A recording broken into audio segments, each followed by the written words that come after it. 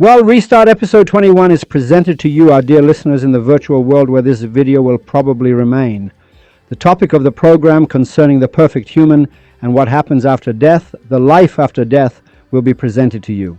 My dear friends, those who are promoting us on Instagram, Telegram, Viber, WhatsApp, or anywhere else, and our dear Facebook friends, whom we hold in the highest regard. Last week we spoke about Bismillahir Rahmanir Rahim, in the name of God, the most gracious, the most merciful. And we said that basically for 1400 years they've pulled the wool over your eyes, and Bismillahir Rahmanir Rahim has nothing to do with God. It means, in the name of the perfect human, I swear by the perfect human who is gracious and merciful. You can water the yard of your house all you want, but if there's nothing in it, no matter how much you water it, nothing will grow. You have to plant a seed in it. Go into your yard right now and water it until morning. Water it for 30 years. 100 years an apple tree won't grow. What's the way to grow an apple tree? The way is that the seed of an apple tree must be planted in it. This seed is planted by the perfect human. Now, if you haven't found that perfect human, the ground is full of weeds, a salt marsh, but the potential is there. The justice in this is that this potential exists in all beings. It's written in your own Quran, it's written in the Torah, and it's written in the gospel. Unfortunately, we don't reflect deeply on the matter, and for 1400 years they've fooled you. 2000 years for the Christians. The older a religion is, the more idiotic it is. The older a religion's following, the more idiotic the groups are. It makes no difference. This one hasn't understood the matter for 2000 years, that one for 1400 years, and another for 3000 years. Yes, there is a method. For a tree to grow, there are different methods. Certain things must be present for this to happen. Air and water are not enough. That seed must be planted, and this seed can only be planted by the perfect human. This point, which is one of the reasons the perfect human exists, is exactly what we want to talk a little bit about today regarding the next world. We will explain. So, Bismillahir Rahmanir Rahim. Why do you in your prayers? I take refuge from the accursed Satan, and in the name of Allah, the gracious, the merciful. No, it's a pledge. I swear by the perfect human who is gracious and merciful. But you are oblivious to him. Now, why do you say Assalamu alayka, peace be upon you, at the end of the prayer? It means peace be upon you. The perfect human must be in front of you. You must know who he is. He must be present for you to say peace be upon you. From you implies a present addressed party. If you were to study the Arabic second person pronouns like kum or kuna and check the context, you'd see the meaning in Arabic literature is different. So a lot of things from last week were just blown away. Now about kosher food. If you want a rabbi to come and pray over the food for Jews, in whose name does he pray? In the name of God. Which God? He says it in the name of the perfect human. He knows him. So the concept of kosher is also up in the air. Mr. Hosseini, should we eat meat in America? A question from a listener. Mr. Hosseini, does it make a difference if we eat pork or lamb in America? No, it makes no difference. Why? Because you say Bismillahir Rahmanir Rahim to kill the sheep. You yourself are saying, in whose name are you killing it? It must be killed in the name of a person. That person is the perfect human. Why? Because the gracious and merciful in Bismillah does not refer back to Allah. According to Arabic literature, it refers back to the name of God. Now for a little thing, let's clash a bit with the Shias. A little bit, it's fine. You who are Shia, you yourself say that Ali ibn Abi Talib said, Ana Ismullah wa.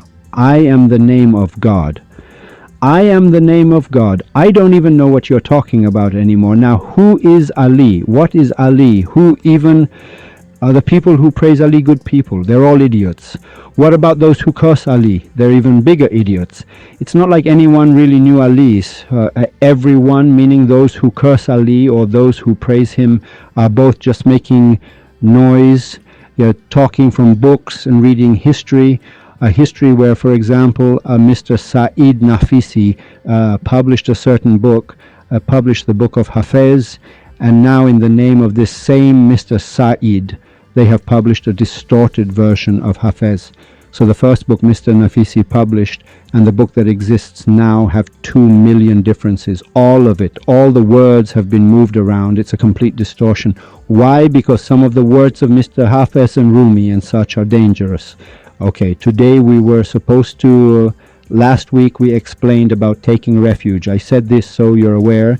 These are different discussions about whether we know Jesus or we don't, where he has a mole, what Jesus even looks like. And unfortunately, all religions have stolen things from Sufism over these 100,000 years, things that have no connection to Islam, and have fed them to the people. Now, your questions can arise. What deep questions could there be that are also logical? The difference between religions and Sufism. Today we open another branch. The difference between religions and Sufism is that religions promote the absolute human, while mysticism and Sufism promote the perfect human. God forbid, is there a difference between these concepts? A huge difference. Religions, through imagination, fantasy, analogy, conjecture, and illusion, create a being that humanity over these 100,000 years has known as the absolute human or absolute being or absolute God. He gets a headache, he goes to church. His ass hurts, he goes to church. It makes no difference. Oh, Imam Reza, I'm speeding. Oh, Imam Reza, my child wants to get married. What should I do? Imam Reza, my aunt has a problem. What should I do? I don't have money. Imam Reza, let me win this lottery, this drawing. Imam Reza, Imam Reza, save my child. He ties himself to Imam Reza. They're lovely. The absolute human, meaning the absolute being. He goes to the church, touches that wall in the church, prostrates himself, just like with Buddha. The Buddhists were the same. No fool in that world, in that era, before 5,000 years ago, 4,000 years ago, no fool thought that this idol was God. It's you who thinks that. The idols were representatives of the one God. If you think people back then were such cows that they thought, yeah, this idol listens to its headphones. No, it's not a joke. Abraham goes and smashes the idols and they ask, who smashed them? He says the big idol did it. Abraham goes into the churches, destroys the churches, and they ask, who did this? He says, yeah, Jesus on the cross did it. Abraham goes into the mosque, destroys the mosque, and they ask, who did this? He says, the mihrab of the mosque, the Allah you wrote up there. Then the people say, ugh, you donkey. Does Allah move from up there? Does Jesus move from the cross? No, saying then Abraham says, yeah, you're the donkey, you idiot, who for thousands of years has thought he moves. So why do you talk to him? The idol is exactly what religions have, and all people on planet Earth, we are all absolutists. We are looking for an absolute person. But in mysticism, the perfect human is not an absolute human. What does that mean? It means if you say, my head hurts, and go to him, he'll say, tough luck. You say, my head hurts. He says, go to a doctor. If you say, no, let's say a doctor does the perfect human, my car has a problem. He says, you have to take it to a mechanic. How beautiful. I go, perfect human, excuse me, I have cancer. What should I do? Go to a doctor. Could you please say a prayer for me? We will pray, but the doctor must help. He doesn't say sure. He says, we will pray. Religions introduce a being to you that is completely imaginary. Look, any problem you have in life, you want to divorce your wife, you go to Imam Reza. Just that, if you just think about that, you'll get it. But the perfect human's job is something else entirely. The perfect human's movement is something else. The perfect human is the perfect human. Now you want to know what the perfect human is? Next week I'll start with Mr. Hafez's verses. So you know that when Hafez mentions the name of the perfect human, he tears himself apart. Hafez, not Hosseini, Not you. Someone had raised the issue. Hosseini, are you introducing this perfect human? Am I introducing him? I said one phrase. The one who introduces must be a component of that which is being introduced. Do you know what that means?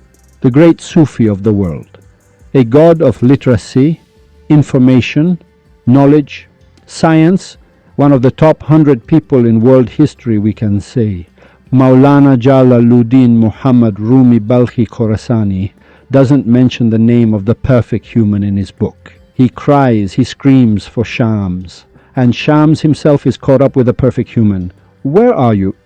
If anyone was going to introduce him, the human, if anyone had the guts to introduce the perfect human, Rumi would have done it. He had the knowledge, and he was a big shot. Rumi says, Shams is my son and my God. Shams is my son and my God. We don't pay much attention on Fridays. You know why? Because look, let me explain a little thing so you get it. It's a very important point. Look, governments have always lied to you. Even though you've read it in your own religious books, in your own words, and you've read it in scientific books too. Look, in about 40, 50 years, we will reach a point where no human dies from a stroke. The most ridiculous thing is for a person to have a stroke and die. Why do people die at all? The soul has no connection to the brain, which is its hard drive. Soon, a chip, a food, they'll give you a piece of water to drink with a chip in it. It will go and sit behind your heart. Whenever your heart stops, this will start it up. You shouldn't be surprised. You religions are stuck in a place of superstition. So this earth is round. What was Galileo saying? The earth is not round. The earth does not revolve around the sun. The sun revolves around the earth. It's the same now. Sir, I don't think we will reach a level where at your service we can, for example, not have strokes anymore. Nobody dies. You definitely will.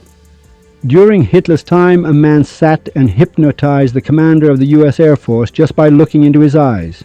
Do you get it? It's at that level.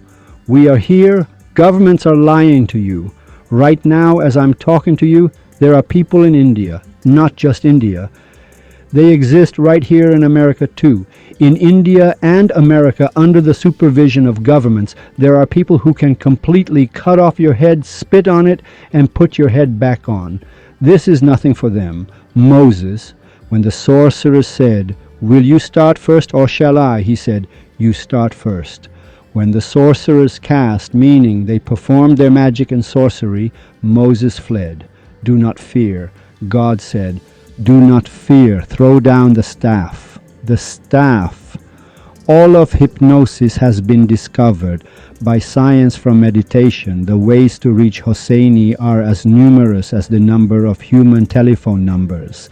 Logically, the population and their phones. Right now, I am connected to you in several ways. You have Telegram, and you can also call me. So the ways to reach Hosseini are as numerous as the human population. The way, for example, 7 billion of you can call me at the same time. Why are we so surprised? What are we connected to? What are we laughing at? Am I connected to something? Are you in something? Nothing. You are nothing. You don't pay close attention. It's just that governments are afraid to explain that, sir, there are powers that exist. Alongside these 5,000 or 6,000 people who work as a subset of governments, there are another 80, 90 people. What does that mean? It means they can perform these powers? We explained Asif ibn Barkhia to you. We said a man next to Solomon who brought his throne. One said, wow, sir, I will bring his throne by the time you stand up. The other one, who was a mystic, said, in the blink of an eye. And then it was there. The powers of the mystics are far beyond this. The people of Sufism are much more. Khwaja Abdullah Ansari says, if you can walk on water, you are but a straw. If you can fly, you are but a fly. Win a heart so that you may become someone. It means, can I fly? Governments are afraid of the perfect human. This is their problem. the fear of all the governments of the entire planet is of the perfect human. The reason is that if the perfect human is exposed, many issues will be exposed, many behind-the-scenes matters will be revealed. These 70, 80 mystics, a few of whom are also Sufis, and all of them are a subset of Sufism, their work is not this ridiculous hocus-pocus game that you and I are caught up in. I mean, someone who can now, for example, see a picture of his mom on, say, IMO sitting somewhere, like her image is broadcast here in the air. This also exists. That hypnotism exists. All of science is a subset of these same people of Sufism. Basically, the people of Sufism, the reality is that they, let's say it next time. Next, we've all been made fools of. If they want to do something, they do it easily. Now, if we want to talk about Maurice Maeterlinck, let's see what will happen after death. Rumi says in a very simple sentence, let's see what we are now to know what we will be later. Very simple. For now, I won't talk about the perfect human. Really, my perspective isn't to talk right now about what the perfect human is and many other things. Next week, because I want to start on Hafez, I'll give some initial explanations. The program, where did you come from? Let's think together for 5 minutes. I just want us to look at this way of thinking, and then we'll get to the second part of this program in 15 more episodes. Where did you come from? Salam alaikum, Mr. Hosseini, from my mom's womb. Go back a little further. Oh yes, you're right. I wasn't in my mom's womb at first. You're right, in my dad's loins. Go back a little further. Yeah, I was in my mom's loins too, okay? Go back a little further. Yeah, my dad came from his parents' loins. So you came from two people. Your dad came from two people and your mom came from two people. In total, that's 4 people. This progression becomes an arithmetic progression. Behind your dad's parents were another 2 people, making it 8. As you keep going back, this number always goes up. So if you look at your DNA, what were you doing back there? Do you remember? No, Mr. Hosseini, I don't remember at all. Could you hear? I don't know. Your mom got into a fight with her boyfriend in Italy, slapped him in the face. The police arrested her boyfriend. Your mom went to Japan, drank tea in Japan, got on a plane, they came to Kerman. Your dad went from Germany to Italy, went to Mashhad, couldn't pay the rent in Mashhad, fled to Kerman and married your mom so that you would be born. One was a Mongol, one was an Arab, one was Japanese, one was Turkish. If we were to count the generations here, you wouldn't have heard anything then. Okay, I don't care. When the seed was planted in your mother's womb, how was it planted? Yes, 136,000 chromosomes came with one from the mother, and they mixed. You were one of those 134,000 chromosomes. Where are the rest? I don't know. Did you hear anything there? I don't remember. Okay. We come a little further forward. In your mother's womb, could you hear in your mother's womb? Yes, Mr. Hosseini, I could hear. Do you remember it? No, I don't remember. How many months were you in your mother's womb? 9 months? Now I want to... How old are you? I'm 34, Mr. Hosseini. Now I want to put you back into your mom's womb. Can I? Sir, that's not possible. I've gotten big. This itself shows that when you die, you can't come back. If I can put you back into your mom's womb, it means when you die, I can bring you back into this world again.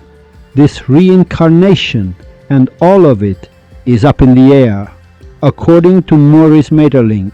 Why? Because when you die, the being that is within you is finished with this physical body made of earth. It goes into another virtual space. For this reason, it cannot return. Now, let's assume the other world exists. It's just like now, this is the world after your mom's womb. You only understood when you came out. Well, what were you doing in your mother's womb? Bismillahir Rahmanir Rahim. We ate right there. We went to the bathroom right there. We slept right there in a space of half a meter by half a meter. It's okay. You were in there for 9 months. A 7-month-old baby can also come out. Why did you stay for the extra 2 months? Sir, we stayed to, become more complete. Okay. When you were in your mother's womb, did you know you had a mother and father? No. Bismillahirrahmanirrahim. So when you die, you don't know. I want to show how easily the future can be understood from the past. I just want us to open our minds, that's it. God is the provider, meaning you didn't know that Bismillahirrahmanirrahim meant I swear by the perfect human in whose womb I am. You didn't know this. You thought God was the provider. Allah gives you sustenance. God put a tube in your mouth, you ate, and another tube took waste out. You slept right there too. When you came out, you realized, oh my God, Bismillahirrahmanirrahim. The perfect human is your father, meaning your mother. You see your father, then the next world is just like this. For 9 months or 9 years or 90 years or 9,000 years, you are in the womb of the grave. After you are born from the grave into the next world, now it's a new father, a new mother. When we were in our mother's womb, did you know what your parents looked like? Number after death, you also can't know their shape. No, you find out there. When you came out of your mother's womb, could you walk? Number. So in the next world you can't walk at first either. When you die and get up, you can't walk. You can pay 60 tomans for someone to go to a grave and read the Quran. It's just sound waves in the air. Meaning, when we talk, my voice is in the air. If you go to the moon now, no matter how much Quran you read and I'm right next to you, I won't understand what you're saying. When a person dies, the musical scale of Do, Re, Mi, Fa, Sol, La, Si changes. It's not 7 notes, it's 9 notes, 10 notes, 15 notes. It's a whole other subject. This Quran that you read has never reached the ears of any dead person because there's no air there for the sound to be carried. Let's understand it simply to understand the topic. So when you die, you come out, you see a new father and mother. What else do you see? Mr. Hosseini, when I was in my mom's womb, I just feel that if God had given me an extra 2 meters of womb, I could have stretched my legs, and if he had put a girl in there too, we could have had a little kiss. Everything would have been sorted. It would have been a good paradise. When I came out, I saw 25 billion beings exist. When you were in your mother's womb, had you seen a whale? Number. Had I seen a whale? When you were in your mother's womb, did you know that apple trees exist, pear trees exist, technology exists, IMO existed, IMO exists, WhatsApp exists, uncles exist, paternal uncles exist, aunts exist? No, you knew nothing. Billions and billions. Beyond this, did you know the moon exists, the sun exists, a neutron star exists? Did you know, you idiot, that when you came out of your mom's womb, there are 25 billion things that you don't know? Did you know that even after you're born, you still won't understand 90% of the universe? So after death, you have a new place, you have a new climate, your food is new, your car is new. Everything that you suddenly saw when you came out of your mother's womb, in the same way, when you die, you get up, open your eyes, and you see a new world, new things. Who is our father and mother there, Mr. Hosseini? It's your belief, because in that world the body no longer has meaning. Meaning you, your mother, is Makarim Shirazi. How lovely. You take a kiss from his lips and you're drinking milk from his breast, and then you say, I take back my words. I don't want this to be my mom. I don't want Jannati to be my mom. I don't want this priest to be my mom. And it's not possible anymore. That is your mother. You will be resurrected with him. Haven't you read it in the Quran? Haven't you read it in the Torah? Haven't you read it in the Gospel? Haven't you read it? You rise with him. That rabbi who guided you to the religion is with you. Now what difference does it make? Look, you were in your mom's womb. There was a hole about half a meter. If this half meter had shifted a little to the side, you would have been in the womb of, say, the Queen of England. You came out of your mom's womb, and your mom can't pay her rent. But if this same womb had been the womb of Queen Elizabeth's mother, you would have been a billionaire now. Meaning, when you come out of the grave, you don't know whose womb is next. If you were in the womb of a doctor mother, your situation would have been better. If your mother was a laborer, your situation was worse. So when you die, you come out of the wombs of beings, and you don't know if they are poor or rich. You don't know their financial situation. You don't know if they're divorced or not. How does a believer come out? A believer comes out with the perfect human. He is their father. Why? Because they recognized him from the grave. I'm just giving an example so that you know what differences can exist between this world and that world. So Maurice Maeterlinck explains the other world very beautifully. He says you should see, where have you come from? What was the purpose of your coming? Where do you go in the end without revealing your homeland? What is the difference between this world and that world? In the world that was your mom's womb. This is very important. Now the story, if you open up, you'll understand. You didn't have a girlfriend. You didn't understand love. You didn't even understand your mom's love for you. Your hand, you couldn't open it. What your mom did. I mean, God, you couldn't, her milk, the mother's womb, God said, exit from paradise. Get out of my mom's womb. Paradise is that very place where your mom was. Your mom's womb is paradise. It's paradise. The best place where you eat, you sleep, you go, you defecate. When you came out of your mom's womb, he said, Ikruj min al-Jannah. Now you understood you have to learn to walk. They have to teach you to talk. You have to go work, earn money, live, travel in the virtual world. And everything that happened to you in childhood until now, the same thing happens to the little person in there. And you can't make any other changes to it. In that world too, you have to learn to talk. What is their language? What are their words? What is their way of thinking? So religions promote the absolute human, and mysticism promotes the perfect human. Albert Einstein's relativity is the same in that world too. Rumi says, we are from above, and to the above we are going. We are not going down. Do you know what Albert Einstein's relativity means? We are all seeking to think about war. If we focus a little, we are after other nonsense. Because I promised to do this program, I'm doing it in one of their live streams so we can see how much the subject differs. It differs a lot.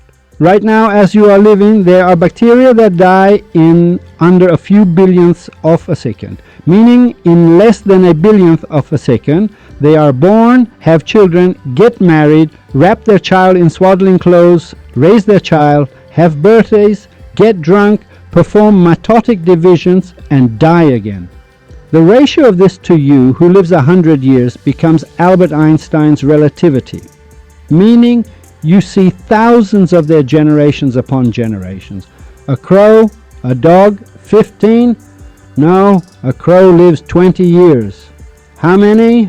All the crows on your street know the ancestors of your dog. I don't know who this dog's father was, who its mother was, who this dog's mother slept with or didn't. Was this dog a good puppy? And how many people it bit, what it used to do, who its masters were. It sees 3 of your generations. A turtle, 500 years. Many fish have died while the turtles remained. This is relativity. The world is a relative world, meaning it's an Einsteinian space. You don't hear the voice of an ant, and the ant doesn't hear your voice. Do other beings exist alongside us? They definitely exist. Hey, so we don't see them. Do you see many things? You don't see the air either. Does it not exist? You don't see many things. You don't see bacteria, amoebas. You don't see many of them. Do they not exist? What is the temporal distance between you and that amoeba? What is the temporal distance of your thought with the sound, your nerve with the sound? Does it understand flight? This is relativity.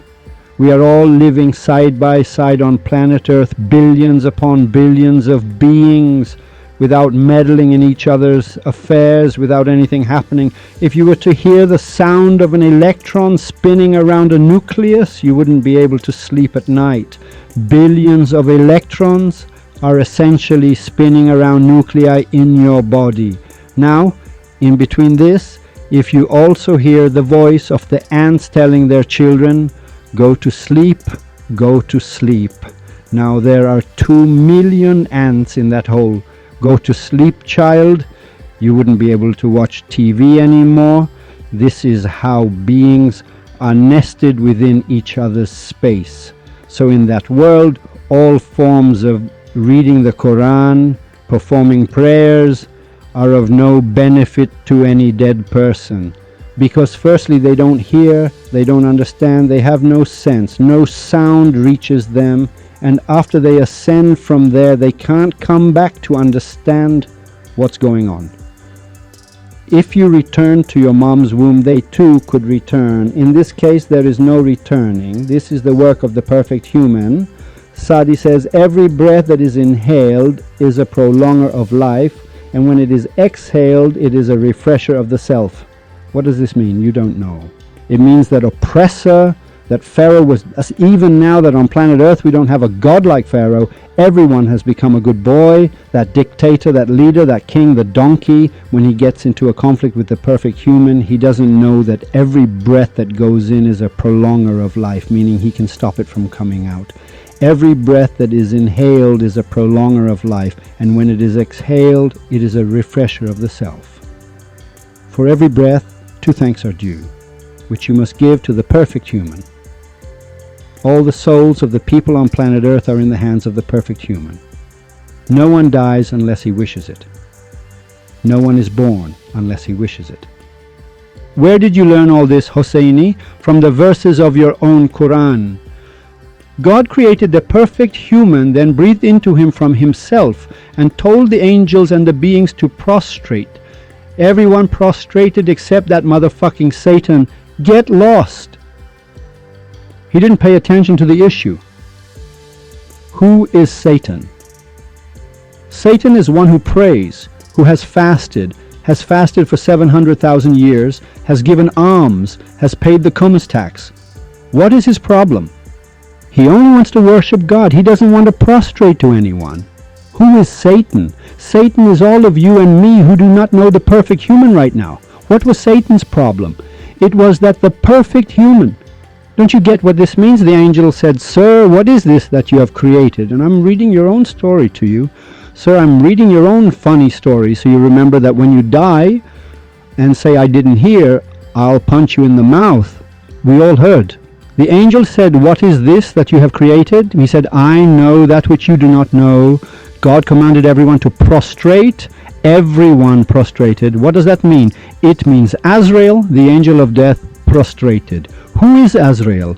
He is a virus that does something to your body. This is all assuming a God exists, of course. So Azrael has prostrated to the perfect human. Do you know what that means?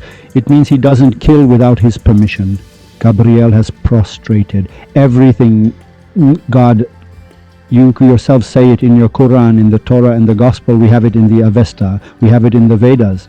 I haven't said a single word about God from myself.